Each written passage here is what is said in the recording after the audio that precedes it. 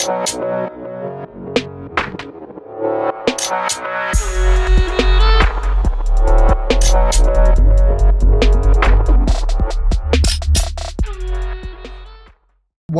to That's Your Opinion podcast with Tez and Chris. Hope everyone's doing well this fine afternoon. We've got a special guest. Today. We've got Panny, or Master Panny. How are you doing, Panny? Very well, thank you. Nice to see you guys. Good. Good to see you. Thanks for coming on. Really appreciate it, Panny. Pleasure. Yeah, well, Panny, obviously, if you don't know him, Panny is a master in MUAY THAI and Taekwondo martial arts, and he runs Champions UK martial arts school in Canterbury. So we just want to chat, Panny, about, first of all, growing up and how you got into it. So, yeah, well, I grew up actually in London. I was actually came over when I was 1.5. So with my father and mother, and grew up in London in King's Cross area, and went to school there, and basically got into martial arts. A lot of my friends at school were Chinese. Chinese culture was good to me. It was the time of Bruce Lee as well, so you can imagine the influence it was having on a lot of people. So with me, it stuck.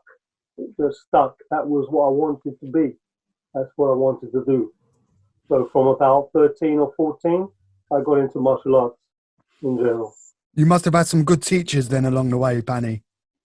Well, I was influenced by many, and I've at that time in the beginning, I actually trained with different martial arts masters from Hong Kong, including Wing Chun, including different Haga, which is another style, all different masters. But sometimes I was not very well accepted because I was white. So it was very difficult to get into a really a good Chinese martial arts school. But I did persist in my ways, and I finally come across. They come to us. They come from Singapore. Two masters of Taekwondo, which was Kok Leong and Kok Sam, which they were coming over to study, and they opened a club. But their abilities and the training skills were amazing. They were actually world class, world champions. So that's what got me into Taekwondo, and that's where I stayed for a long time. Wonderful, Panny. Like the mental effort and mental strength you had to show, from the beginning, not being accepted and trying to, break the mold. That mental effort and mental strength has carried you forward. I've seen you, I've been down to your training sessions.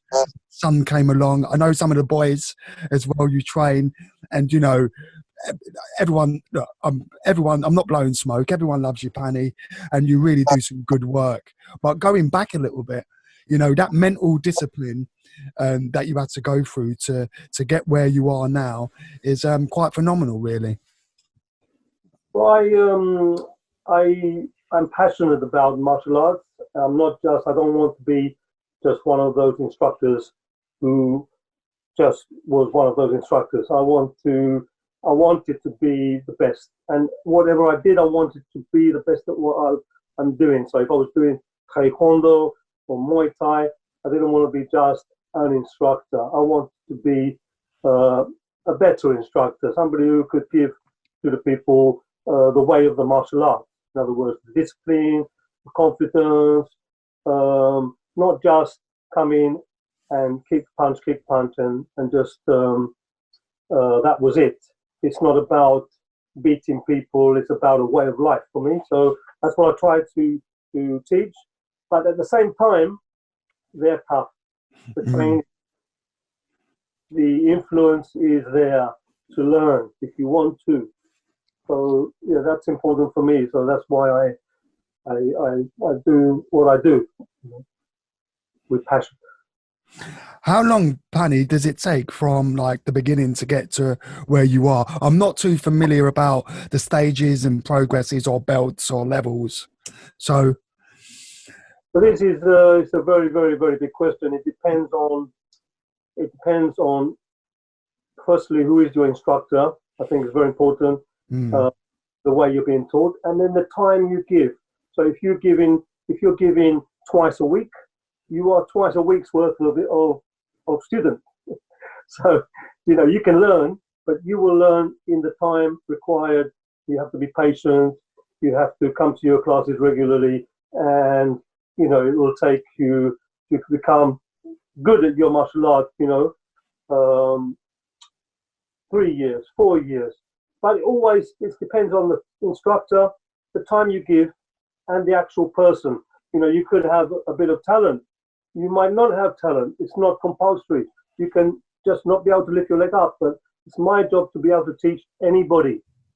I'm not to pick and choose my students to say, you're going to learn, you're not going to learn. So the time period is varies on and the type of martial art you're learning. There are some martial arts which need more persistent and consistent, regular, repetitions of the technique, get it embedded in you, so you'll be able to use it. Because you could be learning martial art, but you'll never be able to use it.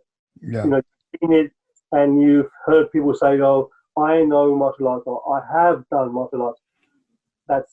It doesn't exist. You cannot have done it. You have to be doing it. Carry on. So this is it. Wow, that's great. Some great insight there, Panny.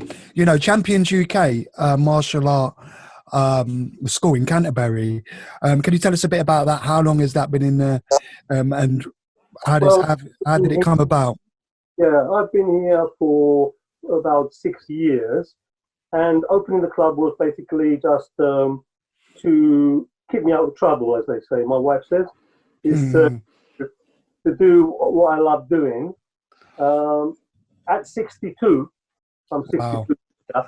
At 62, I should be retiring in a way, not retiring in the way of doing the martial art, but in the teaching side. I give the club to my son in Cyprus, and from there he's teaching the club. He's got maybe 200 students. The club is 35 years in the making since I opened the Champions Club in Cyprus, and that's what it's called.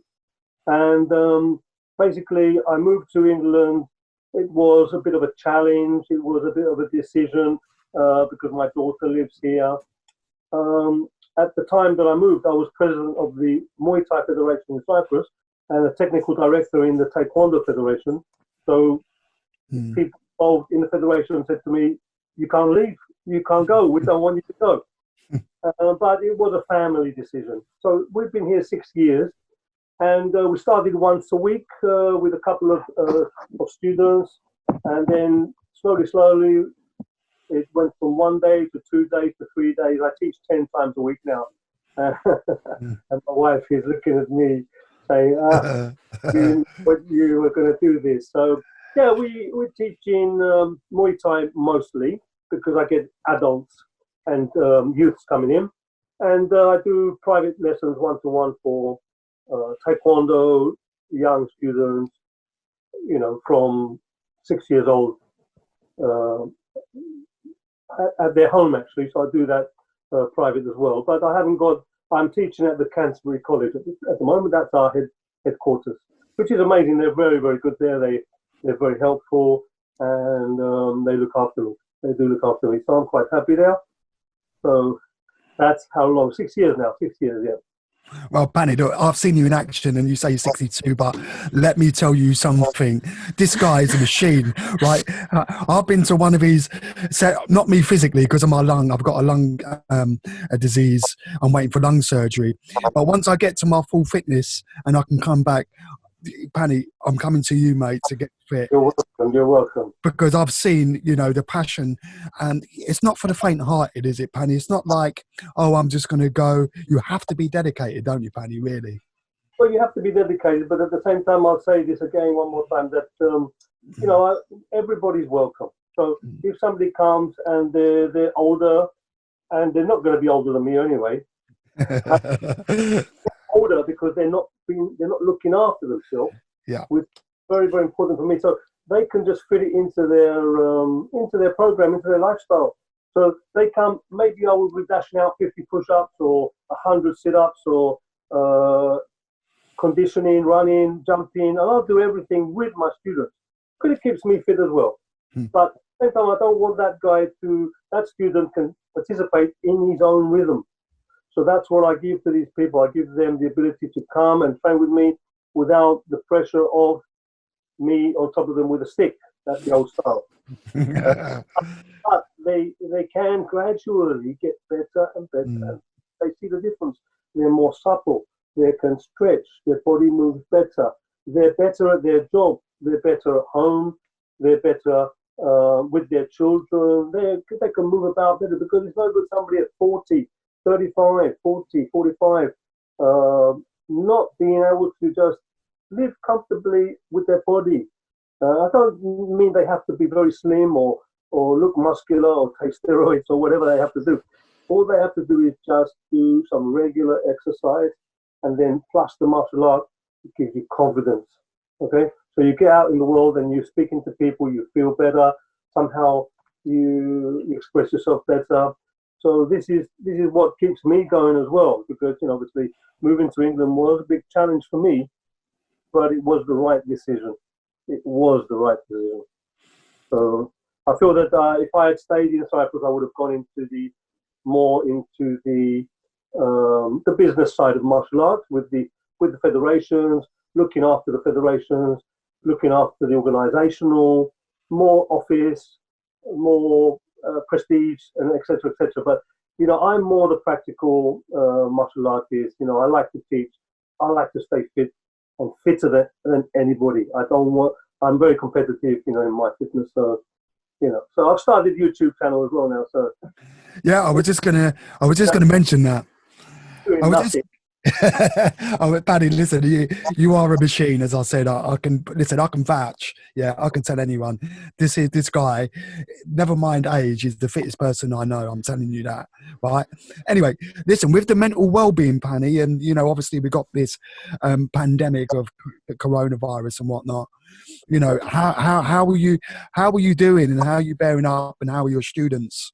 Well, it's I'm doing it online with my students twice a week. Just to keep some people, trying to keep the contact with my students and actually doing the class with them. So it's even tougher than a normal class because I have to be active a whole hour without stopping. So it's challenging. So I'm enjoying it. We're doing this thing. I think it's going to be difficult after this is finished. Hopefully sooner than later. The coronavirus. I mean. A lot of people are going to come out of this with problems. Even myself, I find it difficult to be at home and not moving about, not talking to people. I'm a people person. So lack of people is not nice, not good for me. So it's been challenging in this way, but the actual training and then doing extra things that I wouldn't do normally, again, getting online, speaking to a camera, trying to shoot things with a mobile phone and a tripod. It's interesting, educational. So I think I'm going to come out of this a better person, and that's the way I'm going to look at it, and that's why I want my students to look at it, and people in general come out of this a better person.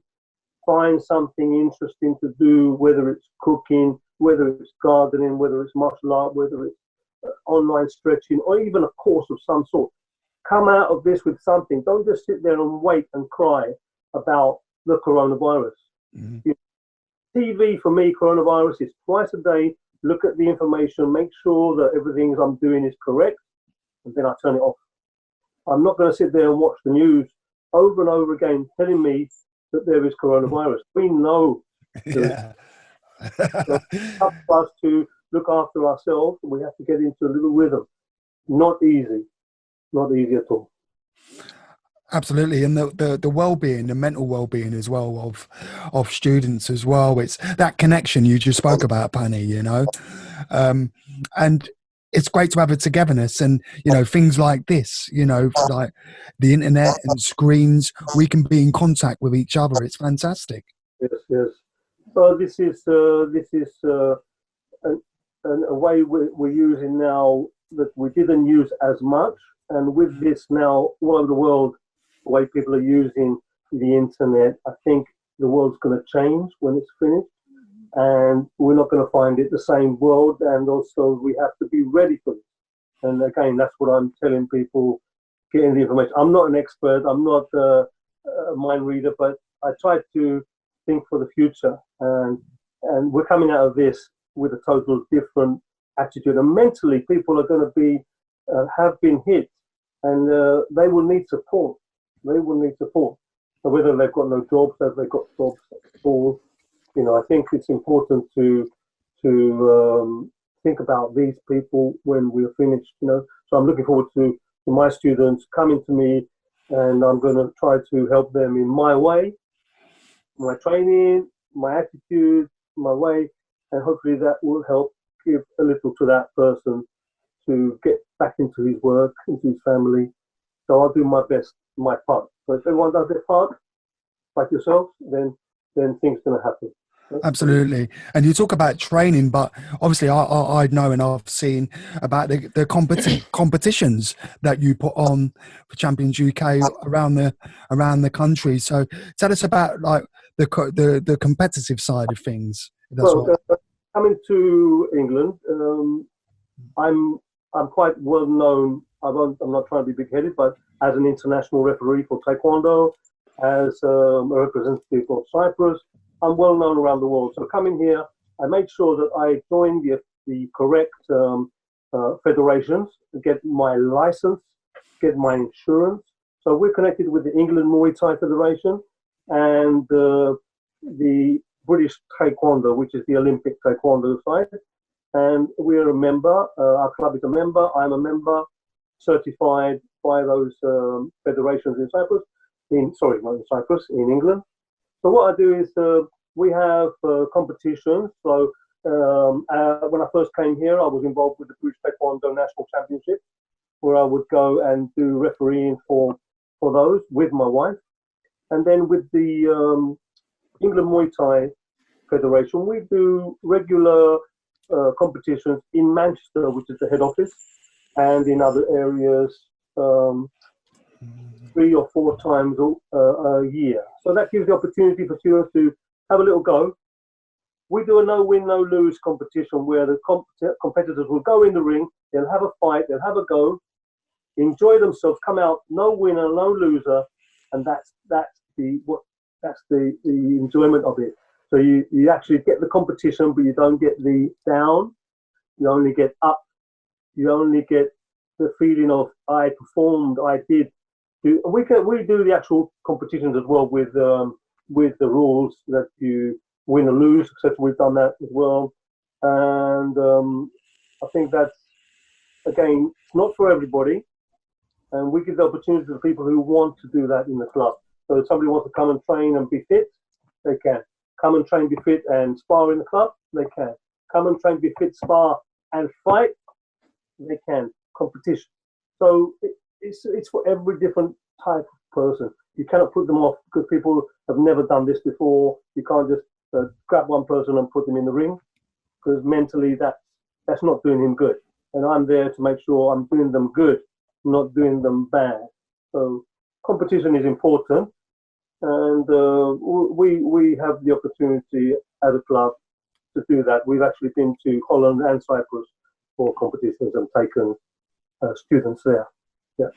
I know personally of, I'm not going to mention no names, obviously, because of confidentiality, but I know someone personally who has, been part of UK, Champions UK, and it's absolutely helped them magnificently. Just going to a competitive fight, I think in Manchester, the confidence and the self-esteem which gets installed within them. It's absolutely magnificent. It is the thing. It's about respect. They go there and they see people respecting them, and they say, "What's going on? How come all these people exist and they all respect each other and they bow to each other, and they don't know me, they don't know you?" And that feeling of confidence comes up in you, and it's unbelievable. It's unbelievable. But these people, they come to me and they come from some maybe bad background. I've had people And a lot of people come from families which are separated families. A lot of this going on in England.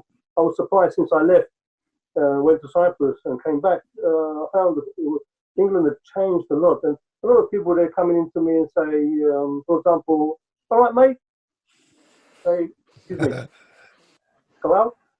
And I'm talking about older people. I don't care what age they are. You go out, you come in, you bow, and then I'm not your mate.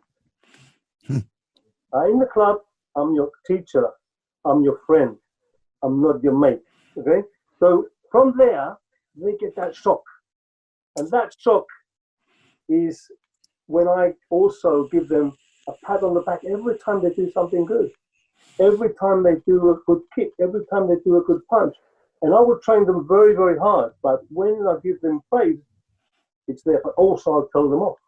And again, I don't care what age they are. If they are, because I'm older anyway. I'm allowed. But even if they are 10, 12, or 25 or 35, discipline. Discipline in my area. Once you come out the area, you're relieved. But they actually are so, they enjoy it. They feel that it was missing from their life. So, you know, you give praise and so they know the balance. When they go out into the world, they see, they go to their boss tells them off. Yeah, he has the right to tell me off because I was wrong. He won't have a go at his boss because he had a go at him. He will accept it because he knows that is the way. He is my person who employs me. He is my father. He is my mother. So you have to relate to these things. It's psychological. Okay? So everything comes. So martial arts for me gives a lot to a young man, a young girl, a young woman, a young boy. In their life, it will help them. So martial arts is amazing. It's doing a good job for the society. Absolutely. I've seen that firsthand how it's affected, you know, especially people with their mental well-being and like you said, generally their life. I have seen firsthand the benefits of what you do in others. And I'm not just saying that. I've seen it. Also, how can people contact you or how can people get involved? The link will be in the description below, but how can people contact you, Panny? It's quite easy, masterpanny.com. It's an email, it's a website, it's me. There's only one of me. Through the Canterbury College at any time. I'm also teaching now at the Christchurch University on Wednesdays, so they have my contact details as well. And you know, so it's quite easy to get a hold of me. As I said before, when I moved to Cyprus, when I was 28, I took part in national championships and took the first place and represented the country, the World Championships, European Championships for Cyprus. That started me off, and that's when I opened my first club 35 years ago. So although I had a family, I had children and had to support them, it was my passion and my belief that I had to go on this journey. So that's what happened when I moved back to Cyprus and started this thing. So I mean, we have a very good relationship with Cyprus as far as our school is concerned. We have the school in Cyprus where my son is the instructor, and we have the school in England. We have like a relationship there, so we can at any time take students to Cyprus or they can come here. So we're expanding. We're also bringing seminars to Canterbury. In other words, we've done 3 Muay Thai Baran seminars, which is the old style of self-defense, Muay Baran, which is it's the traditional style, which is more for self-defense, and people would prefer it instead of sparring. The Muay Baran, we've done that with Grandmaster Kevin, who is amazing instructors coming down from Manchester to do that with us. And we're hoping to do more seminars as well in the future with other instructors in Muay Thai, Taekwondo, Muay Baran. So easy to contact me, easy to find me. Hopefully get out of the house soon and we will start, you know. Inspirational stuff. Tez, did you have any questions for Panny? Yeah, I've got a few questions. Obviously, I'll give you a quick background on myself. I used to do karate when I was a kid. I've done a couple of different forms of karate. Never really got past the yellow belt for personal reasons, home issues, and other stuff going on. Did Wing Chun, which I found far more interesting, and I preferred that to karate because I know there is like a strict movement, but it felt a bit more fluid, if that makes sense. And I didn't have to obviously stand in silly positions for 8 hours at a time. Yes. I'm not a great fan of that. So, if someone from that kind of background, what would you suggest more, Muay Thai or Taekwondo? I mean, I want to learn it for obviously fitness, but also for self-defense. Well, one of the I'll give you a little story on that. I'm a Taekwondo 7th Dan, so that's quite high grandmaster family. So, and I've fought in Taekwondo competitions, etc. But when I was about 35, a long time ago, I found that I felt that something was missing in my training, in my feeling. So I started to do kickboxing. And then eventually I found an instructor in Muay Thai, and I started to enjoy using my hands more regularly because the Taekwondo is going to Olympic style mostly, and I found myself teaching more Olympic style, which is amazing and not easy to do. These students are amazing. Their abilities are like a proper athlete, you know.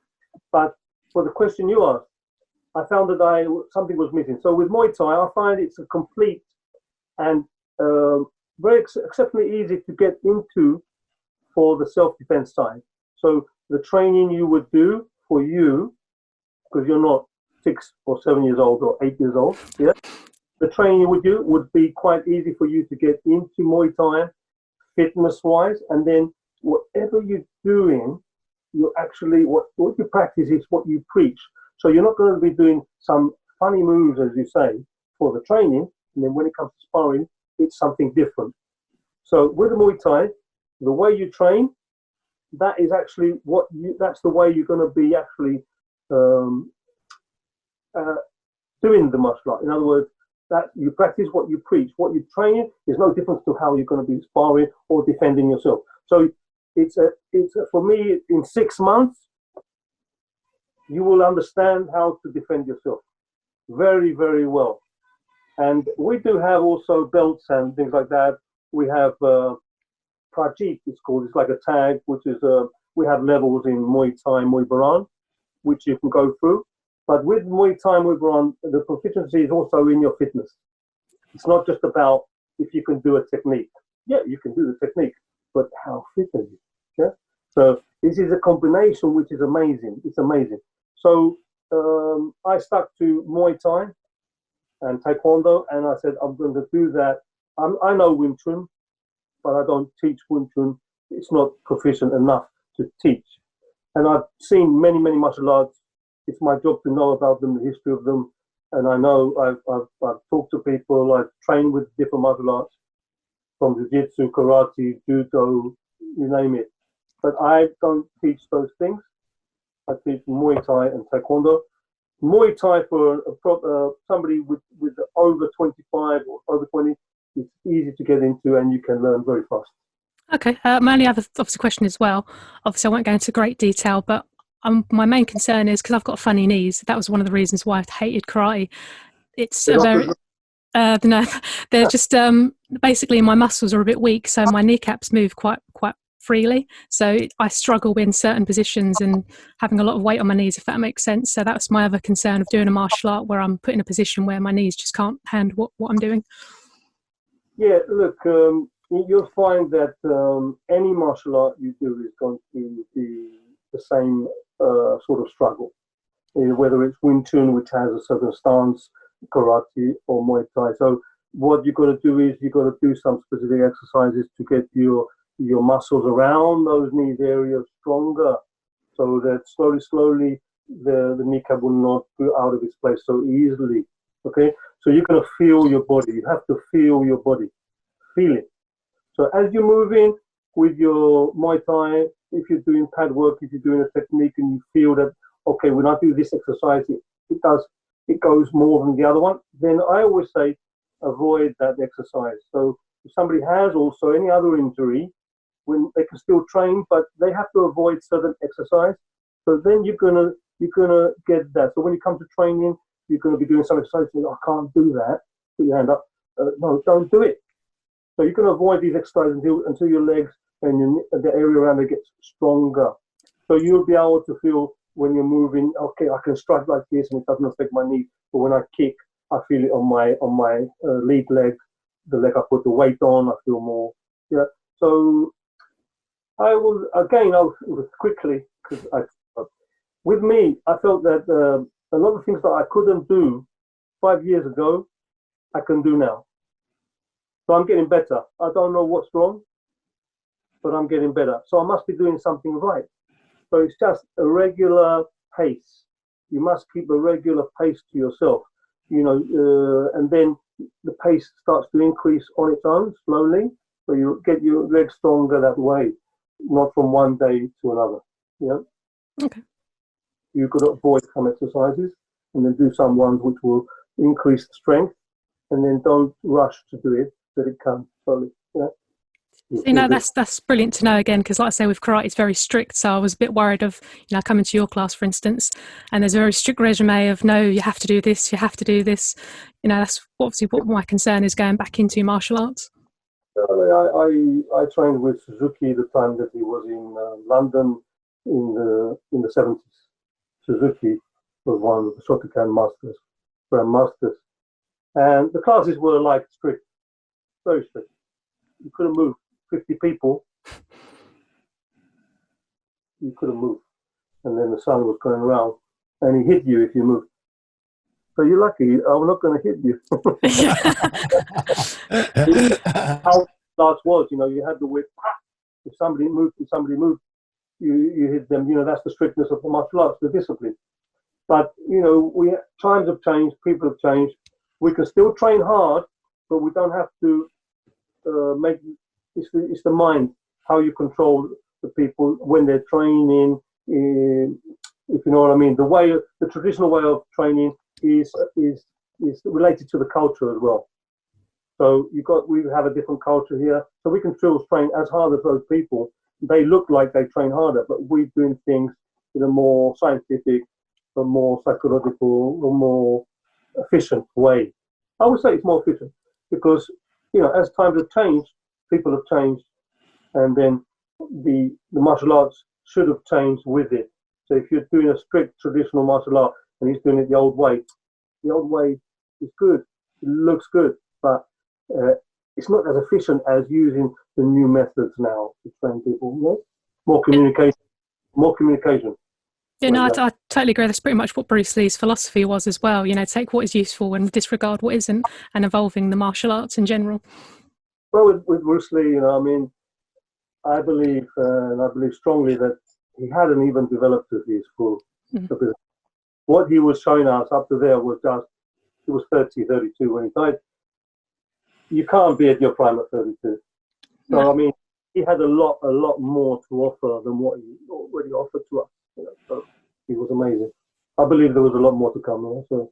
Oh, I totally agree, and as you can tell, I'm a huge fan of Bruce Lee as well. That's one of the reasons why I got into martial arts, and it is a shame because I believe martial arts would be in a very different place if he was still alive.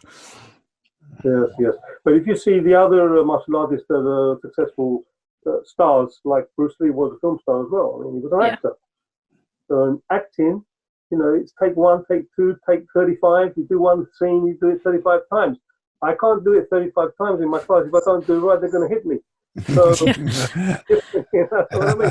So Bruce Lee had a little chance there, but and again in competition, you can't take. It's not take 1, take 2. You hit him back. But with martial arts and with like people like Jet Li and obviously the other one is Jackie Chan. Jackie Chan. They come from a background of theatrical arts, of acrobats, repetition and very, very strict, very, very, very strict. You put a child through that, they will put you in jail. They will put you in jail over here. But look at them.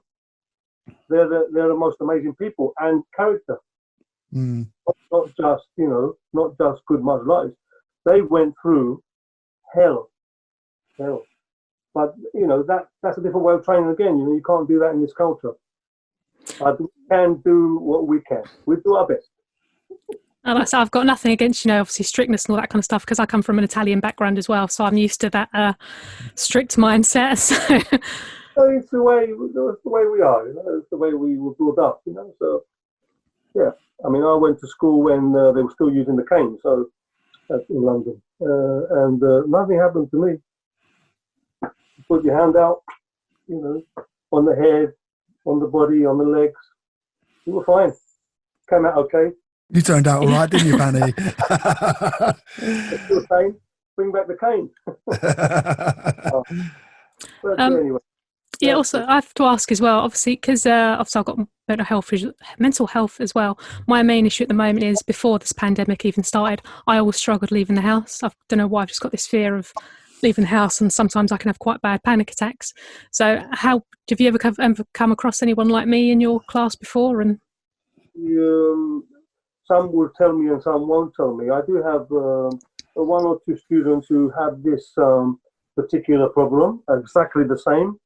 And I found that the class they've told me that the class has done them so much good in building up their confidence in the way they're expressing themselves as well. But it's the way also that you treat people as part of the family. So, that's what makes them want to come out, want to get out of that place. Because I want to go to that place because that's my family. So yeah, I have had this, and I have seen improvement. So I mean, I'm not the psychologist. Sure. I'm not an expert, but it works. What I do and the way I do it, it works. So I can't go to you into the scientific reasons, but if I went to a class which was explaining it, I'd say, yes, I'm doing that. Yes, I'm doing that as well. I don't know the exact wording of what we're doing, but we're doing it. We're doing it, and it's successful. So yeah, these people in the class, they're benefiting from this, what you were talking about. Exactly. The step by step. Excellent. No, that is good to know. So I'm definitely getting more and more intrigued, and I definitely want to come and check out your class, definitely, once this pandemic is finished. Absolutely. So as you said, you teach at Christ Church on Wednesdays, because I'm a student there as well. So do you teach MUAY THAI on Wednesdays, or is it? Wednesdays, yes, 8 o'clock on Wednesdays. In the evening? In the evening, yes. And also, the other college, Canterbury College, I do private one-to-one sessions of MUAY THAI or fitness or whatever they want. I got last year also the qualification for personal trainer. Add that to my curriculum so that I'm covered to teach people for weight gain, for nutrition, for weight loss. And I include Thai boxing or Taekwondo incorporated in my training. So added bonus. So you get +1, get 1 free. Excellent. So yes, Wednesdays is 8 o'clock there. The classes, they are 1 hour. It's about 20 minutes of the fitness in the beginning, and then 40 minutes of the technical side. Stretching, involves stretching. A little bit of meditation, you could say, sometimes, when we're relaxing, when we're in position. But it's you're doing sweating a lot. It takes all the stress out of you. And then when you come there, you forget about everything else. And then when you finish, you ask yourself, okay, why do I feel better? Because I've taken away a chunk of your life, and you've given your life to me for 1 hour. Yeah. So there, when you're with me, you're not in your house. You're not in the road. You're not in the street. You're not doing other things. You have to do what I tell you to do. Not in a strict way, but in an active and enjoyable way. So that in itself is a therapy. As soon as you finish, you go, you have a breath of fresh air. And I feel it myself, so that's why I'm saying that my students should feel it. I feel it myself. If I feel it like a drug, if I do my class, like here, I'm inside this house, I have a garden. If I haven't gone and do some training with my students, I go running with my son-in-law. I don't know how I would be feeling. So it's relieving me as well in many ways. Absolutely, it's great for self-esteem and confidence, and all the attributes you just mentioned. Absolutely. The thing is, it's giving you confidence, and without even the effortlessly giving you confidence. If there's anything like that, so self-esteem, self-respect is also very, very important in life. And then, as I said, it reflects in the way you look at people. So if a student comes into my class and bows to me, I will bow back. So we are the equal. But it's very important that you show that you're not above them. You're equal. You bow together. So and then when you leave, But this is the way that I was brought up in my martial arts world. I've traveled the world from America, Hong Kong, Thailand, Korea 3-4 times, all over Europe hundreds of times, and doing different seminars with different masters and different ways and different attitudes, and all boils down to one thing: show respect and be open-minded. You have to open your mind, and let the information in. So when I open my mind, let the information in, then it filters. This good, I'll take this, and this. The other one, I don't want it. Okay, filter.